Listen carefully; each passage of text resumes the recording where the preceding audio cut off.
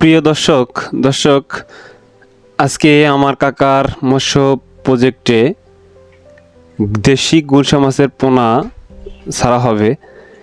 মাছটি আসছে বগুড়া থেকে।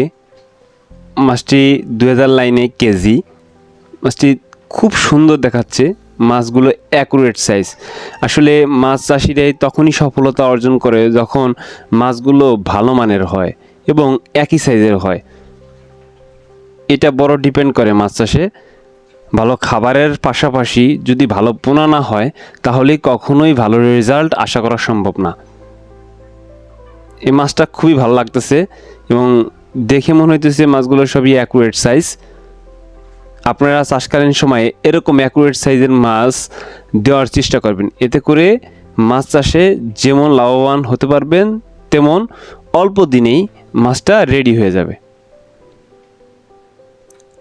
মাছগুলো এখন পরিমাপ করা হবে।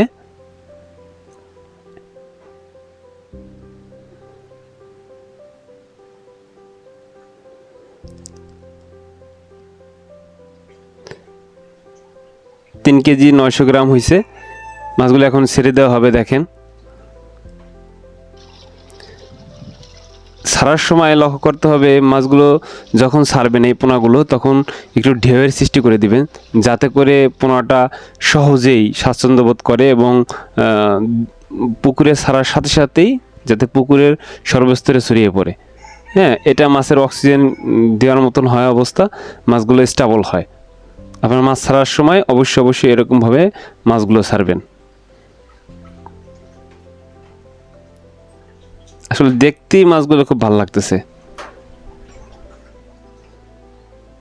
সবাই কাকার মৎস্য প্রজেক্টের জন্য দোয়া করবেন এবং আমার জন্য দোয়া করবেন, যাতে এরকম নতুন নতুন ভিডিও নিয়ে আপনাদের সামনে হাজির হতে পারি।